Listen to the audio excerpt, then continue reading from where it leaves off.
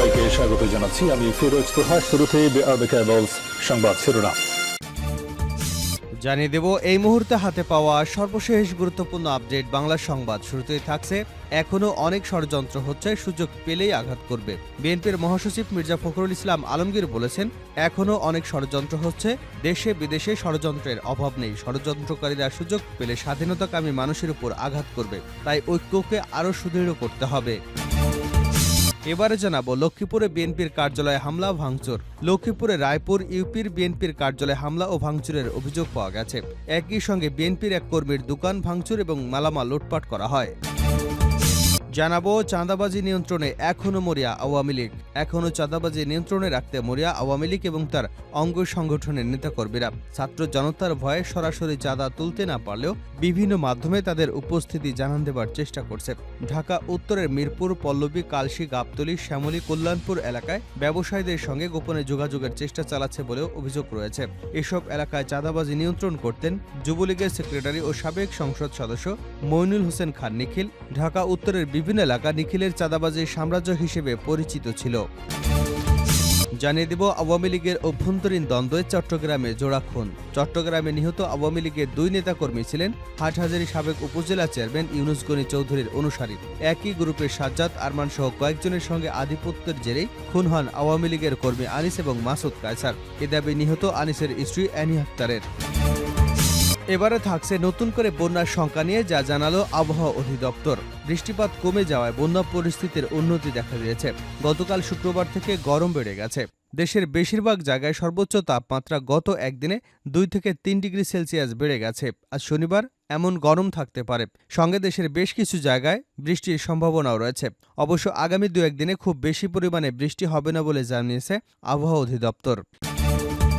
এবং সর্বশেষ জানাবো আন্তর্জাতিক সংবাদ। পুতিনকে গ্রেপ্তারের জন্য মঙ্গোলিয়ার প্রতি আহ্বান ইউক্রেনের। রাশিয়ার প্রেসিডেন্ট ভ্লাদিমির পুতিনকে গ্রেপ্তার করার জন্য মঙ্গোলিয়ার প্রতি আহ্বান জানিয়েছে ইউক্রেন। পুতিনের আসন্ন মঙ্গোলিয়া সফরকে সামনে রেখে এমন আহ্বান জানানো হয় দেশটির পররাষ্ট্র মন্ত্রণালয় থেকে।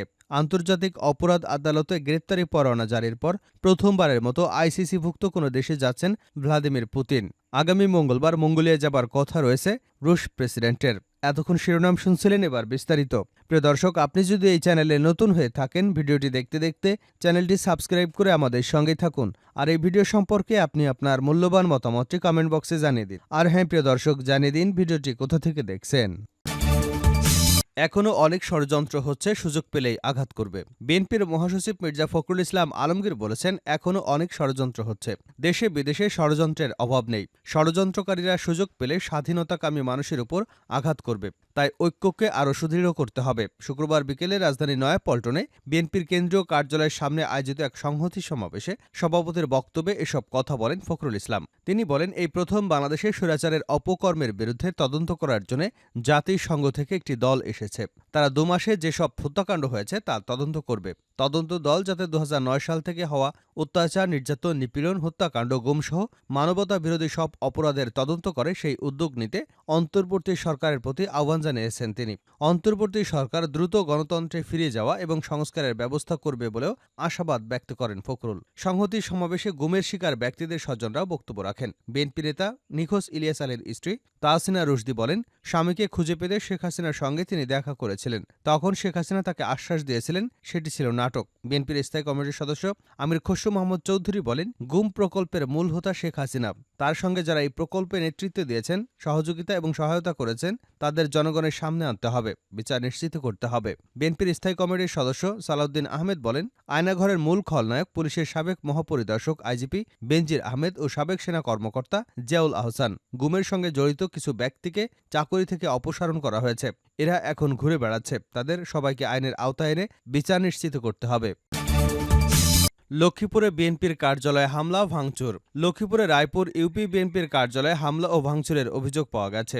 একই সঙ্গে বিএনপির এক কর্মীর দোকানে ভাঙচুর এবং মালামাল লুটপাট করা হয়। শুক্রবার বিকেলে উপজেলার উত্তর চরবংশী ইউপির খাসিরহাট বাজার সংলগ্ন চমকা বাজারে ঘটনা ঘটে। এ ঘটনার প্রতিবাদে সন্ধ্যায় খাসেরহাট বাজারে বিএনপি নেতাকর্মীরা বিক্ষোভ মিছিল বের করে বিচারের দাবি জানিয়েছেন। বিষয়টি নিশ্চিত করেছেন আমার বাংলাদেশ পার্টির কেন্দ্রীয় কমিটির সদস্য গাজী সাহের আহমেদ। তিনি বলেন, শুক্রবার বিকেলে সাবেক উপজেলা চেয়ারম্যান আওয়ামী লীগ নেতা মাস্টার আলতাফ হোসেন হাওলাদারের নির্দেশে তার অনুসারী বিএনপি কর্মী ফারুক কবিরের নেতৃত্বে আওয়ামী লীগ, যুবলীগ, ছাত্রলীগের কর্মীরা উত্তর চরবংশী ইউপির চমকা বাজারে অবস্থিত বিএনপির কার্যালয়ে হামলা, ভাঙচুর এবং বিএনপির কর্মীদের মারধর করে। এ সময় স্থানীয় বিএনপি কর্মী আজহার ব্যাপারী দোকান ভাঙচুর করে ক্যাশ বাক্স থেকে ৩০,০০০ টাকা সহ ২ লাখ টাকার মালামাল লুটপাট করে। স্থানীয় মুদি দোকানদার বিষয়টি বিএনপি নেতাকর্মীদের জানালে তারা কার্যালয়ে পৌঁছাতেই হামলাকারীরা পালিয়ে যায়। বিএনপি নেতাদের ধারণা, এ ঘটনায় আওয়ামী লীগ জড়িত থাকতে পারে। ৫ই আগস্ট সরকারের পতনের পর থেকে স্থানীয় আওয়ামী লীগ নেতারা এলাকা ছাড়া হলেও আলতাফ মাস্টার এবং তার ভাই ইউপি চেয়ারম্যান আবুল হোসেন বাড়িতেই অবস্থান করছেন। গত ২৪ দিন ধরে খাসিরহাট বাজারে তাদের নিজস্ব কার্যালয়ে আসতে পারছেন না। চাঁদাবাজি নিয়ন্ত্রণে এখনও মরিয়া আওয়ামী লীগ, পাত্তা দিচ্ছেন না ব্যবসায়ীরা। এখনও চাঁদাবাজি নিয়ন্ত্রণে রাখতে মরিয়া আওয়ামী লীগ এবং তার অঙ্গ ও সংগঠনের নেতাকর্মীরা। ছাত্র জনতার ভয়ে সরাসরি চাঁদা তুলতে না পারলেও বিভিন্ন মাধ্যমে তাদের উপস্থিতি জানান দেবার চেষ্টা করছে। ঢাকা উত্তরের মিরপুর, কালশী, গাবতলী, শ্যামলী, কল্যাণপুর এলাকায় ব্যবসায়ীদের সাথে গোপনে যোগাযোগের চেষ্টা চালানো হচ্ছে বলে অভিযোগ পাওয়া গেছে। এসব এলাকায় চাঁদাবাজি নিয়ন্ত্রণ করতে যুবলীগ সেক্রেটারি ও সাবেক সংসদ সদস্য ময়নুল হোসেন নিখিল ঢাকা উত্তরের বিভিন্ন এলাকায় নিখিলের চাঁদাবাজির সাম্রাজ্য হিসেবে পরিচিত ছিল। তবে গত ৫ই আগস্ট ছাত্র জনতার আন্দোলনে স্বৈরাচার সরকারের পতনের পর গা ঢাকা দেন নিখিল এবং তার সন্ত্রাসী বাহিনী প্রধানরা। এই গ্রুপের অনুসারীরাও রয়েছেন আত্মগোপনে। এতে করে সম্পূর্ণ চাঁদামুক্ত অবস্থায় ব্যবসা করতে পারছেন বিভিন্ন শ্রেণীর ব্যবসায়ীরা। সম্প্রতি নিখিলের কিছু অনুসারী মাঝারি এবং ক্ষুদ্র ব্যবসায়ীদের সাথে বিভিন্ন মাধ্যমে যোগাযোগের চেষ্টা করছেন। ব্যবসায়ীরা বলছেন, এসব এলাকায় যারা নিয়মিত চাঁদা তুলতেন তাদের মধ্যে কিছু পরিচিত মুখ বিভিন্নভাবে সিগন্যাল দেবার চেষ্টা করছে। তবে ওই সিগন্যালকে মোটেও পাত্তা দিচ্ছেন না ব্যবসায়ীরা। গতকাল কয়েকদিন ধরে মিরপুর সহ ঢাকার উত্তরের বিভিন্ন এলাকায় ঘুরে ব্যবসায়ীদের সঙ্গে কথা বলে এমন তথ্য পাওয়া গেছে। মিরপুর ১০ নম্বর থেকে শুরু করে ২ নম্বরের শেষ পর্যন্ত রাস্তার পাশে রয়েছে ছোট বড় কয়েক শত দোকান। এছাড়া মিরপুর ১, দারুসালাম, গাবতলী হয়ে বেড়িবাঁধ, রূপনগর এলাকাসহ আশপাশে রয়েছে কয়েক হাজার ব্যবসা প্রতিষ্ঠান। এছাড়া ডিশলাইন, ইন্টারনেট ব্যবসা সহ এলাকাভিত্তিক ছোট বড় সব প্রতিষ্ঠান থেকেই কয়েক ভাগে চাঁদা ওঠানো হতো। এলাকাভিত্তিক চাঁদার জন্য নির্দিষ্ট লোক নিয়োগ থাকলেও পুরো চাঁদাবাজি নিয়ন্ত্রক ছিলেন যুবলীগ সেক্রেটারি ময়নুল হোসেন খান নিখিল। তিনি ভাগ করে দিতেন কোন এলাকায় কোন সেক্টরে চাঁদা কে তুলবে, সেই হিসেবে একজনকে প্রধান করে দেওয়া হতো। এই প্রধানের নিয়ন্ত্রণে থাকত অন্যরা। আওয়ামী লীগের অভ্যন্তরীণ দ্বন্দ্বে চট্টগ্রামে জোড়া খুন। চট্টগ্রামে নিহত আওয়ামী লীগের ২ নেতাকর্মী ছিলেন হাটহাজারীর সাবেক উপজেলা চেয়ারম্যান ইউনুস গনি চৌধুরীর অনুসারী। একই গ্রুপের সাজ্জাদ আরমান সহ কয়েকজনের সঙ্গে আধিপত্যের জেরেই খুন হন আওয়ামী লীগ কর্মী আনিস এবং মাসুদ কায়সার। এ দাবি নিহত আনসারের স্ত্রী অ্যানি আক্তারের। অ্যানি আক্তার বলেন, চট্টগ্রামের হাটহাজারী কুয়াইশ বুড়িশ্বর সম্মিলনী উচ্চ বিদ্যালয় পরিচালনা নিয়ে দ্বন্দ্বের জেরে খুন হন এ দুজন। ইউনুস গনি চৌধুরীর অনুসারীদের আরেকটি গ্রুপের সাজ্জাদ, আরমান, জাহাঙ্গীর এবং মোহাম্মদ হাসান এতে জড়িত। এ বিষয়ে চট্টগ্রাম জেলার ভারপ্রাপ্ত পুলিশ সুপার ওয়াসিম ফিরোজ বলেন, পূর্ব বিরোধের জেরে এ খুন। প্রাথমিকভাবে আমরা এটা নিশ্চিত হয়েছে।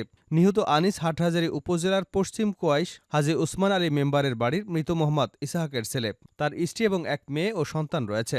অপরদিকে নিহত আবুল কায়সার, নিহত মাসুদ কায়সার বোয়ালখালী উপজেলায় মোহাম্মদ রফিকের ছেলে। ৩ ভাই এবং ১ বোনের মধ্যে কায়সার সবার বড়। ছোটবেলা থেকে তারা পশ্চিম কুরাইশ এলাকায় নানা বাড়িতে লালিত পালিত হয়েছেন। স্থানীয়রা জানান, কুয়াইশ বুড়িশ্বর সম্মিলনী উচ্চ বিদ্যালয় পরিচালনা ছাড়াও বালুর ব্যবসা নিয়ন্ত্রণ থেকে শুরু করে নানা বিষয় নিয়ে বিরোধ ছিল দুপক্ষের। এর একটি পক্ষ ছিলেন আনিস এবং মাসুদ, অপর পক্ষ সাজ্জাদ ও আরমান, জাহাঙ্গীর ও মোহাম্মদ হাসান। অভ্যন্তরীণ বিরোধের কারণে হত্যাকাণ্ড হয়েছে। গত ৫ই আগস্ট শেখ হাসিনা সরকারের পতনের পর বিদ্যালয়টি নিয়ন্ত্রণ হারান আনিস এবং কায়সার। শেষ করছে আন্তর্জাতিক সংবাদ দিয়ে। পুতিনকে গ্রেপ্তারের জন্য মঙ্গোলিয়ার প্রতি আহ্বান ইউক্রেনের। রাশিয়ার প্রেসিডেন্ট ভ্লাদিমির পুতিনকে গ্রেপ্তার করার জন্য মঙ্গোলিয়ার প্রতি আহ্বান জানিয়েছে ইউক্রেন। পুতিনের আসন্ন মঙ্গোলিয়া সফরকে সামনে রেখে এই আহ্বান জানানো হয়। আন্তর্জাতিক অপরাধ আদালতের গ্রেপ্তারি পরোয়ানা জারির পর প্রথমবারের মতো আইসিসিভুক্ত কোনো দেশে যাচ্ছেন পুতিন। আগামী মঙ্গলবার মঙ্গোলিয়া যাবার কথা রয়েছে রুশ প্রেসিডেন্টের, খবর বিবিসির। ইউক্রেনের পররাষ্ট্র মন্ত্রণালয় জানায়, আশা করা হচ্ছে পুতিন যে একজন যুদ্ধ অপরাধী সে বিষয়ে অবগত আছে মঙ্গোলিয়া। দেশটির প্রশাসনের প্রতি রুশ এই নেতাকে গ্রেপ্তারের আহ্বান জানিয়েছে ইউক্রেন। নেদারল্যান্ডসের হেগে আইসিসির সদর দপ্তরে কৌশলীদের কাছে পুতিনকে হেনস্থার দাবিও তোলা হয়েছে ইউক্রেনের পক্ষ থেকে। রুশ প্রেসিডেন্টকে যুদ্ধ অপরাধের দায়ে অভিযুক্ত করে আইসিসি বলেছে, যুদ্ধ শুরুর পর ইউক্রেন থেকে শিশুদের বেআইনিভাবে রাশিয়ায় সরিয়ে নেওয়া ঠেকাতে ব্যর্থ হয়েছে পুতিন। এদিকে আইসিসির মুখপাত্র ডক্টর ফাদি এল আবদুল্লাহ বিবিসিকে বলেন, সদস্য দেশ হিসেবে আইসিসির বিধান মেনে চলতে দায়বদ্ধ মঙ্গোলিয়ার কর্মকর্তারা। তবে অপরিহার্যভাবে এর অর্থ এই নয় যে অভিযুক্তকে গ্রেপ্তার করতেই হবে। তিনি আরও বলেছেন, অবশ্য পুতিনের মঙ্গোলিয়া সফরকে ঘিরে সতর্কতার সঙ্গে সব ধরনের প্রস্তুতি নেওয়া হয়েছে। তবে সন্দেহভাজন কাউকে গ্রেপ্তারের ক্ষমতা নেই আইসিসির। শুধু সদস্য দেশগুলোর মধ্যেই বিচার ব্যবস্থার চর্চা করতে পারে এই আদালত। 2022 সালের ফেব্রুয়ারি মাসে ইউক্রেনে অভিযান শুরু করে রাশিয়া। এরপর থেকে 2 বছরের বেশি সময় ধরে দু দেশের মধ্যে যুদ্ধ চলছে। এর মধ্যে ইউক্রেনের শিশুদের অবৈধভাবে দেশটি থেকে সরিয়ে নেবার অভিযোগে 2023 সালের মার্চ মাসে পুতিনের বিরুদ্ধে গ্রেপ্তারি পরোয়ানা জারি করে আইসিসি। যে চুক্তির মাধ্যমে আইসিসি প্রতিষ্ঠিত হয়েছে তা রোম চুক্তি নামে পরিচিত।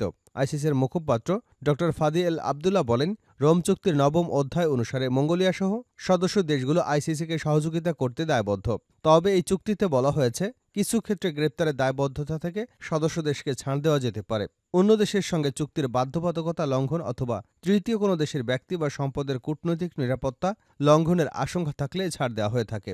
এদিকে ক্রেমলিনও বলছে, রুশ রাষ্ট্রপ্রধানের এই সফর নিয়ে মোটেও উদ্বিগ্ন নয় তারা। ক্রেমলিনের মুখপাত্র দিমিত্র পেসকোভ মস্কোয় সাংবাদিকদের বলেন, মঙ্গোলিয়ায় অংশীদারদের সঙ্গে আমাদের চমৎকার সম্পর্ক রয়েছে।